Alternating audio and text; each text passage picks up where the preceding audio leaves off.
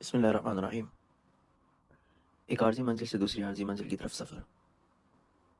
آج جس ٹاپک پہ بات کرنے کا ارادہ ہے وہ ہے قضا نماز۔ ہم جب سے پیدا ہونے کے بعد جب ہم نے ہوش سنبھالا اور اسلام کی طرف سے جو ہم پر اللہ تعالیٰ کی طرف سے ایک فرض ہوا وہ 10 سال کی عمر میں نماز۔ لیکن آج جو ہماری عمر ہے تو اس کے اندر ہم نے کئی نمازیں چھوڑی ہوں گی۔ تو جو نمازیں ہم نے چھوڑی ہیں ان نمازوں کے قضا کے بارے میں، کیونکہ دیکھیں عبادتوں کے اندر جو نماز قبر میں جانے کے بعد جس کا سب سے پہلے سوال ہوگا وہ اعمال کے متعلق وہ نماز کا ہوگا۔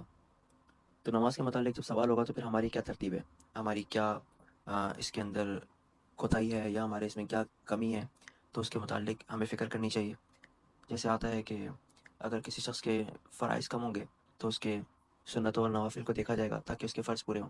پھر بھی اگر اس کے فرض پورے نہ ہوں تو پھر اس کو سزا دی جائے گی۔ تو ہمیں اس کے بارے میں تو فکر کرنی ہے۔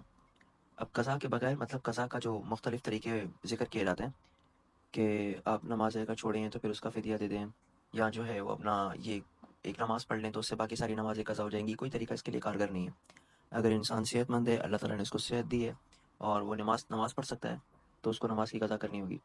یہاں تک کہ اگر کوئی معذور ہے تو معذوری میں بھی اگر کوئی اشارے سے نماز پڑھ سکتا ہے تو اس کی قضا کرنی ہے، حلال میں کرنی ہے۔ اس کی زندگی کے اندر جب تک وہ زندہ ہے اسے اپنی قضا کرنی ہے حلال میں۔ تو اب اس کی قضا کی ترتیب کیا ہے، اس کا مختصر کچھ طریقہ ہے ذہن میں، تو سوچا آپ لوگوں سے بھی ذکر کریں، کیونکہ ابھی رمضان مبارک کا مہینہ گزرے ہوئے کچھ عرصہ ہوا ہے تو ہمیں تو نمازوں کی عادت ہوگی۔ تو جب عادت ہے تو اس عادت کو کنٹینیوشن میں رکھ کے ان قضاؤں کا بھی پورا کریں۔ تو قضا کی ترتیب کچھ اس طریقے سے ہوتی ہے کہ آپ ایک ڈائری بنائیں، اس کے اندر آپ ایک پیج پہ جتنے دن آ سکتے ہیں، جیسے مثال کے طور پہ اگر اچھا ہے کہ 30 دن پورے آ جائیں تو 1 سے لے کے 30 تک کا ڈیجٹ لکھیں، اور اس کے ساتھ پھر آپ 6 کالم بنا لیں، 5 نمازوں کے اور ایک وتر کا۔ اس کے بعد پھر آپ یہ ترتیب بنے، جیسے مثال کے طور پہ آج اگر ایگزامپل کر لیں 1 تاریخ ہے تو 1 تاریخ کو آپ نے فجر کی نماز جب پڑھی تو فجر کے ساتھ فجر سے پہلے ایک قضا اور پڑھ لیں۔ پھر آپ آرام سے اپنی 1 ڈے کے آگے، ڈے 1 کے آگے ایک قضا کو چیک مارک کر لیں، مطلب اس پہ رائٹ کا سائن لگا دیں۔ پھر اسی طریقے سے جب آپ آج 1 تاریخ کو ظہر کی نماز پڑھیں گے تو اس کے ساتھ ایک ظہر قضا پڑھ لیں، 4 فرض۔ پھر اسی طریقے سے عصر جب پڑھیں گے تو عصر سے پہلے 4 فرض پڑھ لیں تاکہ عصر کی قضا ہو جائے اور اس کو چیک مارک کرتے رہیں۔ اس طریقے سے روزانہ کی بنیاد پہ آپ قضا کرتے رہیں اور چیک مارک کرتے رہیں۔ کسی دن آپ کی ہمت ہے اور وقت ہے تو آپ زیادہ قضا کر لیں، جیسے مثال کے طور پہ 4 تاریخ کو آپ کی ہمت تھی، وقت تھا، آپ نے 3 فجر پڑھ لی ایکسٹرا، اور پھر آپ نے 3 دن کے یعنی 4 5 6 ان 3 دنوں کے آپ نے فجر کو چیک کر لیا۔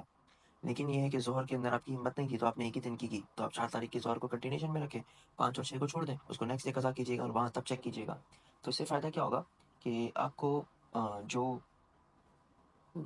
اگر آپ کی قضا نمازیں زیادہ ہیں تو وہ اس طریقے سے جلدی ادا ہو جائیں گی، اور اگر آپ کی اس سے پہلے موت آ جاتی ہے، کیونکہ موت کا وقت تو معین ہے لیکن انسان کو اس کا علم نہیں، تو بھی اللہ رب العزت کی طرف سے ہمیں امید ہے کبھی کہ ہمارے اس عمل کی وجہ سے اللہ تعالیٰ ہمیں معافی کی طرف لے جائیں گے، جو کہ ہماری مطلب ایک امید ہے اللہ تعالیٰ سے۔ تو بہرحال یہ قضا نمازوں کا طریقہ ہے، اگر ہم اس پر عمل کرتے ہیں تو اللہ تعالیٰ کی ذات سے امید ہے کہ اللہ تعالیٰ جو ہے وہ ہمیں ہماری قبر کے اور ہمارے حشر کے جو ہے معاملات ہیں ان کو آسان کرے گا، کیونکہ یہ چیز اگر حل ہو جاتی ہے، نمازوں کا مسئلہ حل ہوتا ہے تو باقی چیزیں اس کے بعد ہیں، پھر ان کے متعلق سوال ہوگا۔ تو کم سے کم پہلے سوال کی تیاری تو کریں۔ باقی اللہ پاک مجھے اور ہم سب کو عمل کرنے کی توفیق دے۔ وآخر دعوانا الحمد للہ رب العالمین۔